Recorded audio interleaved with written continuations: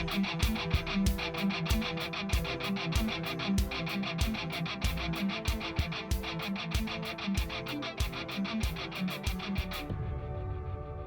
is Dr. Jerome Corsi. Today it is Tuesday, September 3rd, 2024. Hope everybody had a good Labor Day. We're back at it again on Tuesday. There's quite a bit going on with the election that I want to cover.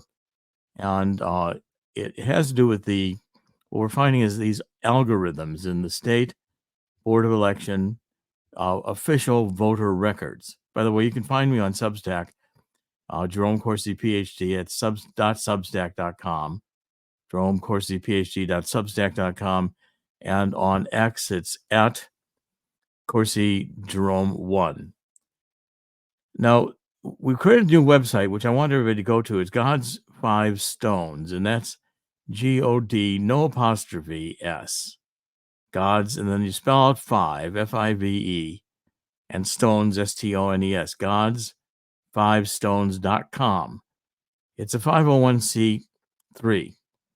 And this site is really being, of course, the God's 5 Stones comes from David and Goliath, from David picking up 5 smooth stones to go after Goliath.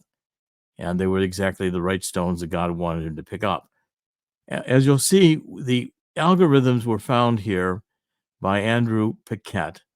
So you've got the state voter records, which are maintained by a board of elections. This is the official record on which people are voting. Now, the problem is what Paquette found was that in New York, there is a code put into the state Board of Elections voter record, which allows for the creation of false records that can be used to vote absentee ballots that are certified. Now, it's a complicated scheme. It's like an intelligence agency scheme. And increasingly, I'm finding I think the intelligence agencies are running the elections today. Like the CIA is running our elections. The intelligence agencies are running elections, I think, in the EU and Venezuela. I think we're increasingly controlled by the intelligence agencies. Because basically a Truman Show we're living in.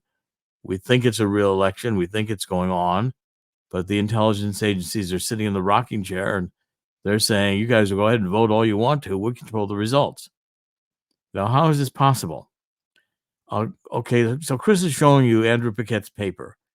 And it's on, if we go to gods5stones.com, Chris will go back to the homepage.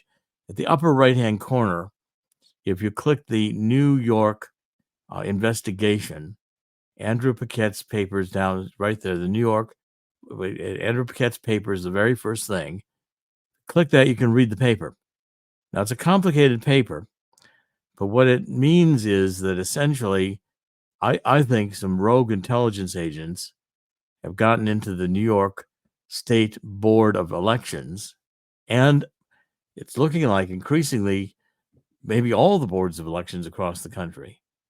I'm beginning to wonder that because we're finding more and more of this. So the Board of Election here, they impose a scheme where they rearrange all the data. This is like a card marking scheme. Okay, so when you mark cards, like a professional casino or a card gambling operation, you want to mark the cards. You can't stick the cards into a fresh deck of cards, your marked cards, because the fresh deck comes ordered by suit from highest card to lowest card. If you just stuck your marked cards in there, they'd be obvious. They'd be the ones out of order. So what you have to do is you have to shuffle your deck. And these schemes start with shuffling the deck. What they do is that they separate the day of your registration from the number you get as the state ID voter. So, for instance, I explain this to people by saying it's a complicated scheme, but it's really ingenious. Okay, so you know your children's order. My first child was born. This is my first child. My second child, my third child's good in music. Well, you know who your third child is. It's the third one born. It's not hard. It's not confusing. Now you come to the New York State Board of Elections and say, well, I'm sorry, your first child is number 1. Your next child is number 23. Then your next child after that is 34, next one 45, and 56. So wait a minute, I've got 5 kids. I don't have 56 kids. They say, well, according to us, you do. Or at least between your first and your second, which we number 12, there are 10 other kids. And probably none of them are yours, but they're in your stack. And by the way, 2 of them we made up. You see, when you renumber, when you resequence, you create spaces into which you can insert records that don't really belong there in that logical order, the chronological order. You come in first to register, you should get state number 1. Come in 100,000, you should be voter number 100,000. Here, it's not that. It's random, basically, because this number scheme is reassembling the deck. And into that deck, I can put false voters who I either clone from existing voters or I make up from whole cloth as ghost voters. And then the next part of it is putting it back in the deck. Okay, so now I create a complicated scheme where I know by the algorithm where I put my false votes as criminal. I'm presuming I'm acting now as the criminal doing the scheme. Okay, and when you do that, I know where the false votes are, you don't. Now, what this means is the election's going on, or even before the election, I can run a simulation. I can say, well, if Kamala Harris is going to win, she's going to need a lot of help. But of course, Biden needed so much help that they got rid of him because the numbers weren't credible. Now they're gaslighting Kamala and saying, oh, look, she's really doing very well. And she's beating Trump in some polls. That's nonsense. That's just all CIA misinformation to make you think that when they steal the election by stealing mail-in votes, that they'll win. You'll all accept it, and we'll all say that's just fine. We'll have Kamala Harris be president. Somebody nobody wants. Even the Democrats don't want her. I'm not even sure Obama wants her anymore. But the point is, these are the worst 2 candidates, this Kamala and this Wall, since George Wallace in 1968 picked Curtis LeMay to be his vice presidential candidate. It was running as an independent. Of course, George Wallace was a racist. Curtis LeMay fought World War II. He did the strategic bombing in Germany, firebombed Germany, then he firebombed Japan, dropped 2 atomic bombs on Japan, wanted to go to atomic war, nuclear war with Cuba, the Cuban Missile Crisis. Curtis LeMay never met anybody he didn't want to bomb. That ticket bombed. Well, this ticket's just as bad. But yet, if they gaslight it, and you have this scheme, so the election's going on, and the criminals are sitting in there, and the Board of Election, by the way, does not know that this code's been there. There's God's 5 stones. All this information's on this website. Now, what they do is then they can start voting their mail-in votes. Because they've got a false voter, but who has a real number in the state certification voter ID ordering where they inserted this false record, and that false record actually votes a mail-in vote. Now it's certifiable because you got a voter with a state ID to vote, and a vote with that same ID that voted through the machines, and it's countable. So, in New York State, there may be 300,000 of these false votes created, maybe 1 million.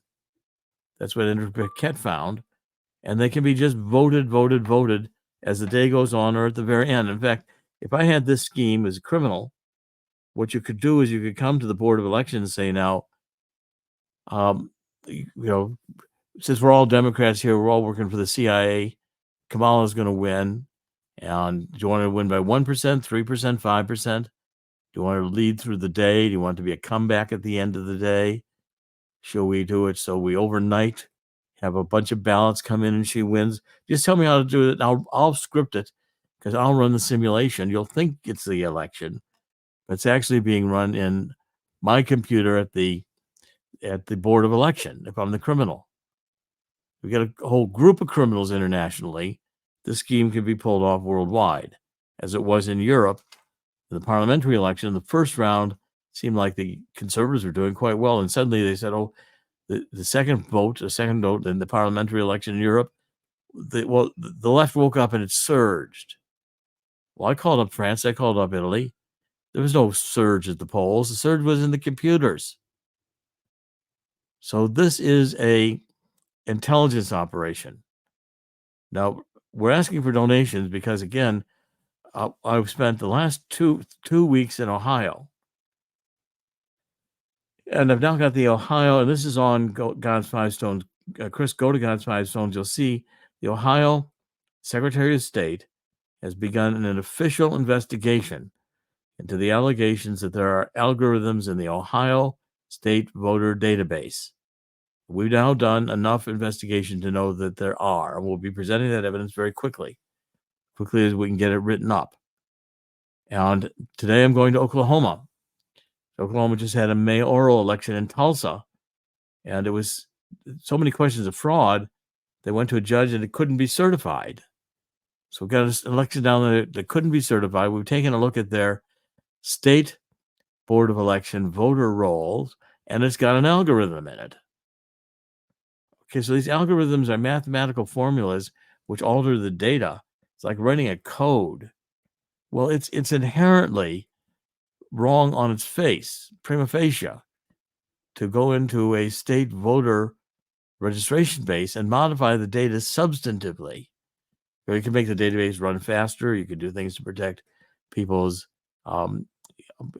identity, but you can't alter the data to put false votes in there that you can make look like real, so that even if you found them, you wouldn't be able to tell us you went out and surveyed that in fact that person didn't exist. Now, this is a major, major problem. I think it may be the story of my career, in a sense. We've broken a lot of big stories. But if the intelligence agencies have decided that they're just now going to run our elections and they're going to make them turn out the way they want, because if you're sitting there with all these mail-in votes, it doesn't matter how many people vote, because you always got enough to vote more false ones to beat them. And your false ones get certified. This is what I couldn't figure out in 2020. I couldn't figure out how all these ballots, all these obvious improprieties, ballots showing up in the middle of the night, trucks coming in with ballots being run through the machines, precincts that never voted for Democrats voting almost unanimously for Biden. I said, for sure, this can't be certified. You can't just make up votes like that and certify them. And then they were certified. When I saw Paquette's solution to the problem, I said, that's how they did it. These people are extremely clever, extremely devious, extremely well-funded. Now, also on the Truth Central, if you scan down a little bit further, Chris, you'll see we have archived a lot of videos. And if you click the video archives, you can see I'm doing right there, click on the video archives. You can see I'm doing town halls. I'll be doing interviews today. I'm going to be doing interviews on this until the election and probably traveling some to support those states that want to make the case. If we find algorithms in most of the states or all of the states, we've got a real problem. We don't have a fair election in the United States. Not if the intelligence agencies can vote their false votes. So going down to Tulsa and being there in person means I can do some town hall meetings. It means we can start interfacing with some of the state officials. We can start talking to them, make the case. But between now and election day, I think we're going to realize that the intelligence agencies have moved in even to the election process. If you think you're going to have fair elections, you're wrong. Because they don't intend to have, they intend to pick the winner. They could actually run a simulation of I'm convinced, the election and vote their simulation. Okay, so now where does this leave us in terms of, we only got about 70 days left here before we vote? Well, I think it's clear that if these mail-in votes can be this easily manipulated, I think we better take a hard look at whether we're going to let mail-in votes count. If there are agents, rogue agents inside the state boards of election that are going to tip the election for Kamala, because that's what their bosses in the CIA told them to do. Well, maybe we need to have somebody independent run the Board of Elections. These are fundamental questions. These are very, very big questions. And I wouldn't be doing this if I wasn't absolutely convinced that Paquette is right. I've seen the algorithms.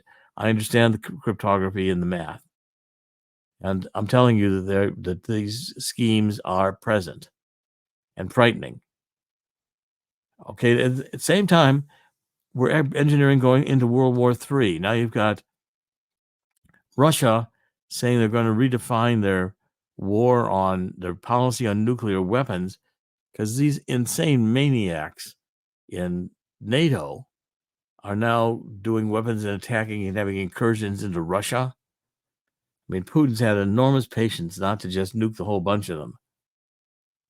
And there's no solution to this war. Now, these provinces that Russia is trying to protect are Russian-speaking provinces and have been for 1,000 years. It was Zelensky and his government, which is neo-Nazi, that was trying to overthrow the Russian-speaking leadership in these provinces. The aggressor here is Ukraine. The aggressor is the one we're supporting. This goes back to the State Department under Hillary Clinton, working with the various of the oligarchs, Pinochet, for instance, just to make money with their Clinton Foundation. And then Biden. The corruption on our side is enormous. Okay, now I've gotten 2 books which go along with this. And it seems like my career at this point has come focused on this issue. Number 1 is the book on John Kennedy, where I made it very clear in this book, The Assassination of John F. Kennedy, the final analysis. It's co-authored with David Mantik. David is a radiologist. David, we're putting these QR codes in here. I'm selling autographed copies of these books, and you can get them on. I'm selling out my inventory of books over the next year. I want to reduce it dramatically. Sign these books and get them into your hands at reasonable prices. But the final analysis shows on the X-ray analysis, Dr. Mantik took an optical densitometer and he measured millimeter by millimeter the light coming through these X-rays. All 3 of the extant JFK X-rays are forged, the mask evidence of frontal shots. John Kennedy was shot 3 times in the head, once low angle at the back. That was at frame 313 of the Zapruder film. You can see his head moving forward, and gushers of blood and tissue are coming out of his right forehead. Then almost simultaneously, he's hit the side by the temporal bone, and the occipital back of his head is blown out. He's thrown violently back to the left. Clint Hill, who's trying to grab onto the limousine on the running rail to the left, gets splattered with John Kennedy's blood as that shot came from the grassy knoll. There's no doubt about it. A third shot that hit Jack Kennedy in the forehead and did not exit, went across the top of his head. You can actually see the stream of the bullets. So this is about a 560-page book, but it makes it absolutely clear that the CIA and the deep state was involved in killing Jack Kennedy. Almost from the moment it happened, the shooting, the Secret Service took the car to Parkland Hospital and began washing out the back seat to erase evidence of the crime scene. The book is a stunning book. It's about 560 pages, extremely well illustrated. But it means that the deep state has been running things since the 1960s and lying. Where were the weapons of mass destruction when we invaded in 1991 to go after Saddam Hussein? CIA said that he had weapons of mass destruction. We didn't find any. Why did buildings not hit by the airplanes, Building 7, come down during 9/11? It wasn't hit by an airplane. Should have come down. It goes on and on. Why would a vaccine that's supposed to prevent you from getting COVID not prevent you from getting COVID, actually maybe kill you? The other book I've written that I think is equally important is this book on the Anti-Globalist Manifesto, which is The War on Humanity. It's just now out. It's a Bannon War Room book. And it's articulating the need to turn back this war on humanity that we're fighting. These transhumanists think that they can take over the world. They can be God. They don't need the rest of us. We're useless eaters. They can run the world just fine with the machines and use very few human beings. I've created the Anti-Globalist Alliance in the United States and in Europe. I'm going to make this a major entity over the next few years. So stay with us and watch us, because we're going to be doing some exciting things here, provided we can beat these demons. And I do mean satanic demons from hell. The left wants to kill children in the womb. They want to mutilate children so they can't procreate. Satan hates life that only God can create. And we're fighting here a spiritual battle, one that will not be easily won. Now, today I've got to travel, and my time is limited, but we'll be back with broadcasts all week, and I want you to focus on this God's 5 stones and what we're doing here, because nothing could be more important than making it clear to the American people between now and the election day that we are going into a casino where the House has they're playing with marked cards, and the voter rolls have been altered so that the CIA can determine the outcome of the election, not you, not we the people. And this has got to stop. Say, in the end, God always wins. God's going to win here too, but it's not going to be easy. People have enormous amounts of money and power, but they're evil, and they lack God's divine inspiration.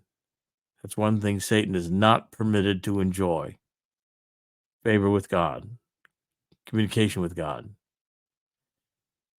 In the end, God's going to win. God's sovereign. God's written the end of the story. He did not create the human race to fail. Now, whether we win depends on whether we're on God's side. And taking this provision out of the Republican national platform, saying that the right to life was not sacrosanct, is, I think, a great offense to God. Those who did that will pay the consequences. We are going to fight for life. We're going to fight for God. We're going to win. In the end, God always wins. God will win here too. Now, stay with us. There's going to be a lot of programming. We'll do a lot more evolving of the show into the Anti-Globalist Alliance. We're going to be doing more with telemedicine in the coming months and year. And a lot on the website. Please study it, and we'll be doing these podcasts every weekday. This is Dr. Jerome Corsi with thetruthcentral.com. Thank you for joining us. We'll be back tomorrow. God bless.